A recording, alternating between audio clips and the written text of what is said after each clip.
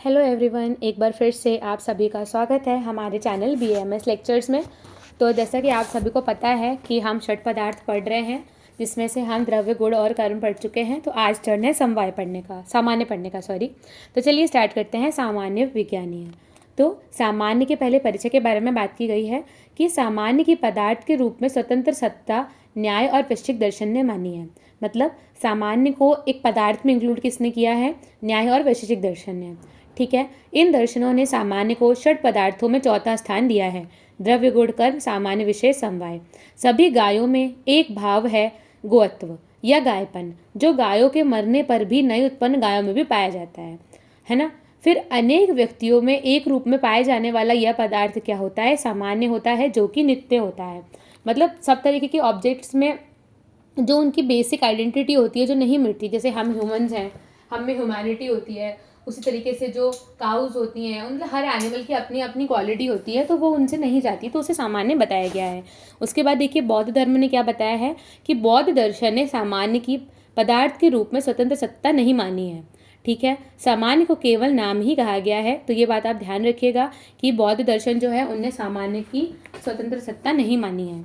उसके बाद देखिए सामान्य के स्वतंत्र पदार्थ के होने से वैश्विक दर्शन के मत का बौद्ध दर्शन ने खंडन किया है।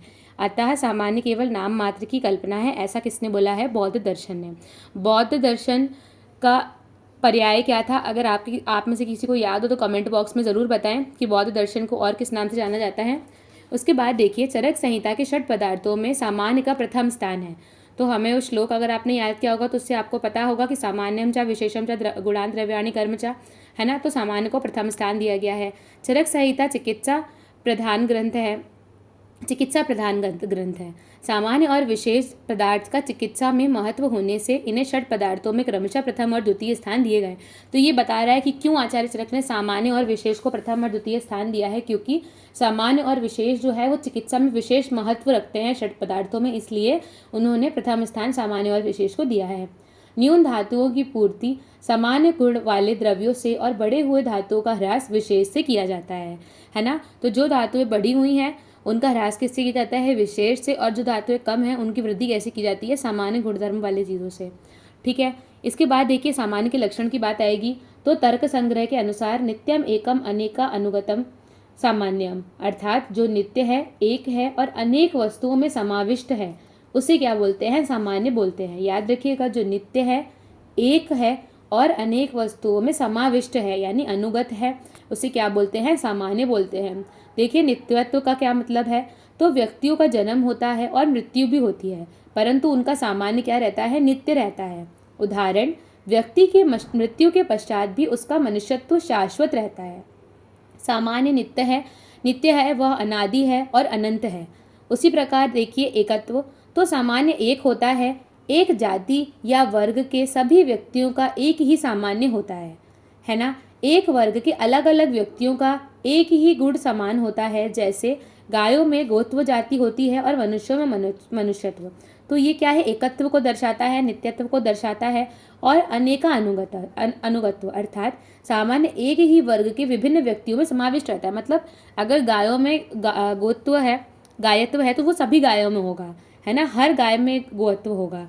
उसी प्रकार तो गोत्व सभी गायों में समाविष्ट है। इसका अर्थ यह भी निकलता है कि एक व्यक्ति का जो सामान्य है वो नहीं हो सकता है। मतलब अकेले किसी भी व्यक्ति का सामान्य नहीं हो सकता है, हमेशा किसमें होगा? समूह में होगा। उसके बाद देखिए आकाश का सामान्य आकाशत्व नहीं हो सकता है। तो इसका मतलब यही हुआ कि जो नित्य चीज़ें जो एक है ना, जो हर जगह है, उनका जो है नहीं हो सकता है सामान्य। ठीक है, इसके बाद देखिए सामान्य द्रव्य, गुण और कर्म में ही रहता है। मतलब विशेष, मतलब छठ पदार्थ हैं, उनमें से केवल 3 पदार्थों में ही सामान्य रहता है। विशेष समवाय और अभाव का सामान्य नहीं होता है। सामान्य में सामान्य नहीं होता है, ये बात आपको पता होगी। जैसे गुण में गुण खुद नहीं था, उसी प्रकार सामान्य में कुछ सामान्य नहीं होता है। यदि सामान्य का सामान्य मान लिया जाए तो एक सामान्य में दूसरा सामान्य और दूसरे सामान्य में तीसरा सामान्य मानना पड़ेगा, जिससे अनावस्था की स्थिति उत्पन्न हो जाएगी। ठीक है, इसके बाद देखिए उसकी डेफिनेशन बताई गई है। तो सिद्धांत मुक्तावली के अनुसार सामान्य के 3 लक्षण होते हैं: नित्य होना, अनेकों में समाविष्ट रहना और समवाय संबंध से रहना। वही जो ऊपर हमने पढ़ के आए थे लक्षणों में कि नित्य होता है, अनेकों में समाविष्ट रहता है, और ये तीसरी बात नहीं आई है कि समवाय संबंध से रहता है।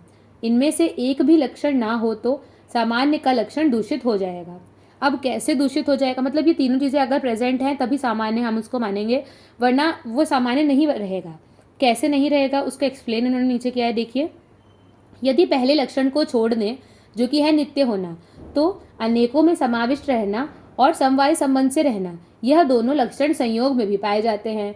जब दो वस्तुओं का संयोग होता है तब संयोग यह लक्षण दोनों वस्तुओं में पाया जाता है। तो मतलब ये जो सेकंड और थर्ड नंबर के पॉइंट है, ये दोनों संयोग में भी पाए जाते हैं। यदि दूसरा लक्षण यानी अनेकों में समाविष्ट रहना यह छोड़ दिया जाए तो नित्य होना और समवाय संबंध से रहना, यह लक्षण आकाश परिमाण में भी पाया जाता है। आकाश परिमाण केवल एक आकाश में भी पाया जाता है और समवाय संबंध से भी रहता है। सामान्य का अनेक में रहना यह लक्षण आकाश में नहीं पाया जाता है, इसीलिए इसका भी इम्पोर्टेंस है। इसके बाद देखिए, यदि तीसरा लक्षण छोड़ दिया जाए तो नित्य होना और अनेक में होना, ये लक्षण अत्यंताभाव में भी पाया जाता है। अब ये अत्यंताभाव क्या है, ये हम हेत्वाभास में आगे पढ़ेंगे। इसके बाद देखिए, अत्यंताभाव शायद हम समास में पढ़ेंगे, ठीक है, मुझे एग्जैक्टली अभी याद नहीं है। उसके बाद देखिए, चरक संहिता के अनुसार सामान्य वृद्धि कारणम, चरक सूत्र अध्याय 1, बार अध्याय 1 आ रहा है, सामान्य वृद्धि कारणम, ठीक है। तो देखिए, वृद्धि बढ़ना के कारण को क्या बोलते हैं, सामान्य बोलते हैं। उसके बाद सामान्यम एकत्व करम, अर्थात जो एकत्व कर बुद्धि को उत्पन्न करता है, यानी एक जैसे भाव का निर्माण करता है, उसे हम क्या बोलते हैं, सामान्य कहते हैं, ठीक है। उसके बाद ये जो सामान्य वृद्धि कारणम है, इस पे एक श्लोक है, सामान्य वृद्धि कारणम विशेषम पृथकत्वकृत, ऐसे करके एक श्लोक है जो आगे आएगा, ठीक है। उसके बाद देखिए, तुल्यार्थम ही सामान्यम, जो तुल्य भाव यानी किसी के समान दिखना का बोध कराता है, उसे भी क्या बोलते हैं, सामान्य बोलते हैं। तो ये तीनों आप याद रखिएगा चरक संहिता के अनुसार, है ना। उसके बाद देखिए, सामान्य के भेद के बारे में बताया गया है। तो सामान्य के आचार्य चक्रपाणि ने 3 भेद माने हैं, द्रव्य सामान्य, गुण सामान्य और कर्म सामान्य। पहले ही बता दिया गया था कि सामान्य 3 चीज़ों में होता है, द्रव्य, गुण, कर्म। तो यही बात आई है कि द्रव्य सामान्य, गुण सामान्य और कर्म सामान्य। सबसे पहले देखिए द्रव्य सामान्य। तो द्रव्य अपने समान द्रव्य की वृद्धि कराता है, इसे क्या बोलते हैं, द्रव्य सामान्य बोलते हैं, है ना। उदाहरण देखिए, मांस खाने वाले में मांस की वृद्धि होती है।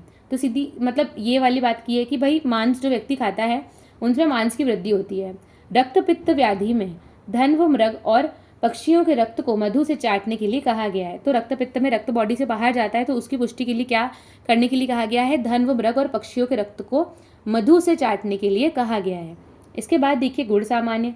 तो समान गुण वाले द्रव्य वृद्धि का कारण होते हैं, तो ये होता है गुण सामान्य। उदाहरण से आपको समझ आएगा, देखिए दूध और घृत से शुक्र की वृद्धि होती है, क्योंकि दोनों ही मधुर गुण प्रधान होते हैं और शुक्र जो होता है वो भी मधुर रस से ही बढ़ता है, मतलब उनके समान गुण धर्म होते हैं, इसीलिए दूध और घृत से क्या होता है, शुक्र की वृद्धि होती है।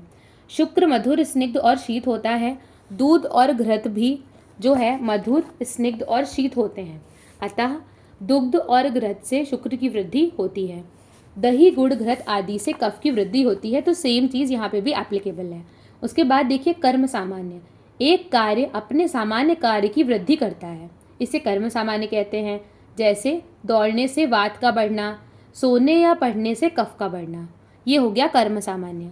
इसके बाद देखिए चक्रपाणि ने फिर से दूसरे मत के अनुसार 3 और चीज़ें मानी हैं, 3 और सामान्य माने हैं, अत्यंत सामान्य, एक देश सामान्य और मध्य सामान्य, ठीक है। उधर भी चक्रपाणि नहीं माना था, ये भी चक्रपाणि नहीं माना, तो आप याद रखिएगा चक्रपाणि ने अलग अलग मत से 3-3 भेद बताए हैं।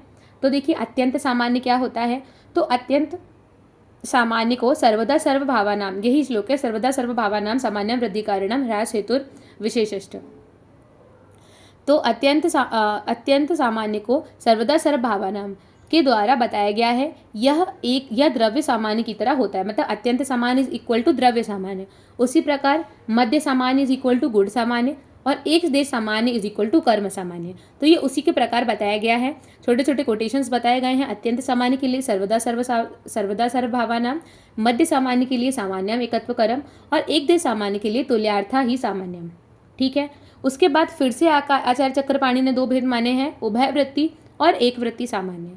देखिए उभय वृत्ति सामान्य में क्या बात आई है, जो पोष्य और पोषक दोनों में समानता होती है, जब पोष और पोषक दोनों में समानता होती तब उसे उभय वृत्ति सामान्य कहा जाता है। मांस से मांस की वृद्धि होना, यहाँ मांसत्व जाति पोष्य है और पोषक दोनों में पाया जाता है, अतः इसे उभयवृत्ति कहते हैं। इसके बाद देखिए एक वृत्ति सामान्य, तो जब पोषक पोष्य के समान ना होते हुए भी प्रभाव से पोष्य का पोषण करता है, तब उसे एक वृत्ति सामान्य कहते हैं। उदाहरण देखिए, घृत से अग्नि का वर्धन, धात्वाग्नि कर्म से वात का वर्धन और आस्यादि कर्म से कफ का वर्धन होता है।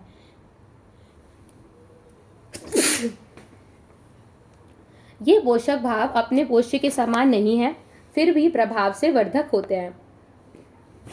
इसके बाद देखिए तर्क संग्रह के अनुसार सामान्य के भेद।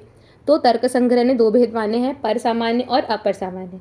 तो पर सामान्य में क्या माना है, अधिक स्थान पर रहने वाले सामान्य को क्या बोला है, पर सामान्य बोला है। मतलब जो ज़्यादा जगह पर रहता है, जैसे सत्ता या जाति, पदार्थत्व यह जाति पर सामान्य है, द्रव्यत्व रूपत्व आदि की अपेक्षा पदार्थत्व यह जाति अधिक स्थान पर रहती है, अतः पर सामान्य है। मतलब जो ज़्यादा जगह ऑक्यूपाई करता है बेसिकली वो क्या है, पर सामान्य है।